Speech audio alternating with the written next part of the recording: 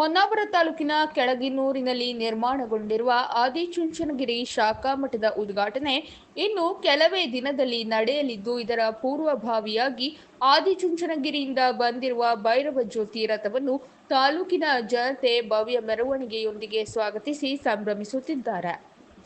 ಮಂಡ್ಯ ಜಿಲ್ಲೆಯ ನಾಗಮಂಗಲದ ಆದಿಚುಂಚನಗಿರಿ ಪುಣ್ಯಕ್ಷೇತ್ರದಿಂದ ಸಕಲ ಧಾರ್ಮಿಕ ವಿಧಿವಿಧಾನದೊಂದಿಗೆ ಪೂಜೆ ನೆರವೇರಿಸಿಕೊಂಡು ಭೈರವ ಜ್ಯೋತಿ ಶ್ರೀ ಕಾಲಭೈರವ ದೇವರ ವಿಗ್ರಹ ಮತ್ತು ತ್ರಿವಿಧ ದಾಸೋಹಿ ಪರಮ ಪೂಜ್ಯ ಜಗದ್ಗುರು ಪದ್ಮಭೂಷಣ ಪುರಸ್ಕೃತ ಶ್ರೀ ಶ್ರೀ ಶ್ರೀ ಡಾಕ್ಟರ್ ಬಾಲಗಂಗಾಧರನಾಥ ಸ್ವಾಮೀಜಿಯವರ ದಿವ್ಯ ಪ್ರತಿಮೆ ಮತ್ತು ಪಾದುಕೆಗಳನ್ನು ತಾಲೂಕಿಗೆ ಕರೆತರಲಾಗಿದೆ.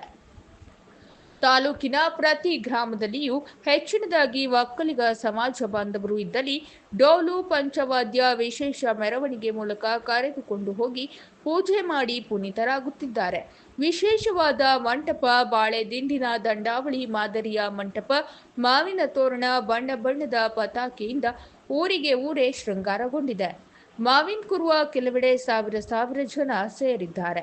ದೊಡ್ಡ ಪ್ರಮಾಣದಲ್ಲಿ ಮೆರವಣಿಗೆ ಮಾಡುವುದರ ಜೊತೆಗೆ ಸಾವಿರಾರು ಜನರಿಗೆ ಅನ್ನ ಸಂತರ್ಪಣೆಯನ್ನು ಮಾಡಿದ್ದಾರೆ. ಪ್ರಾರಂಭದಲ್ಲಿ ಉಪ್ಪೋಡಿ, ಹೈಗುಂದ, ಹೆರಂಗಡಿ, ಅಳ್ಳಂಕಿ, ಕೆರವಳ್ಳಿ, ಬರ್ಗದ್ದೆ, ದಿಬ್ಬಣಗಲ್, ಕೆಳಗಿನ ಮರಬಳ್ಳಿ, ಯರಗೋಡ್, ಮೇಲಿನ ಮರಬಳ್ಳಿ, ಕಾನ್ಗೋಡ್, ಹಡಿನ್ಬಾಳ್, ಬಾನ್ಗದ್ದೆ, ಮುಟ್ಟ, ಗುಂಡುಬಾಳ್, ಗುಂಡಿಬೈಲ್, ಕಾವೂರು, ಬೇರೊಳ್ಳಿ, ನಿವೃತ್ತಿ ಕೊಡ್ಲ, ನಗರೆ, ಹಳಗೇರಿ, ಆರೊಳ್ಳಿ, ಕಾಸರಕೋಡ್, ಕಳಸನಮುಟೆ, ಅಪ್ಸರಕೊಂಡ, ಕೆಳಗಿನೂರು, ಮಾವಿನಕುರ್ವಾದಲ್ಲಿ ಬೆಳಗ್ಗೆಯಿಂದ ರಾತ್ರಿ ತನಕ ಮೆರವಣಿಗೆ ಪೂಜೆ ನಡೆದಿದೆ.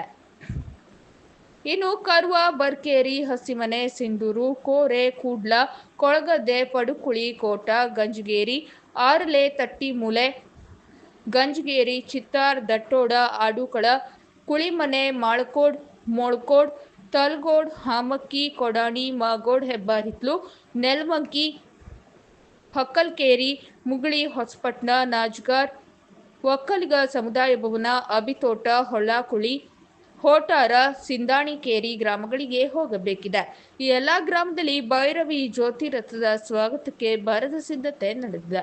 ಒಂದು ಗ್ರಾಮಕ್ಕಿಂತ ಮತ್ತೊಂದು ಗ್ರಾಮದಲ್ಲಿ ವಿಭಿನ್ನವಾಗಿ ಸ್ವಾಗತಿಸುತ್ತಿದ್ದಾರೆ.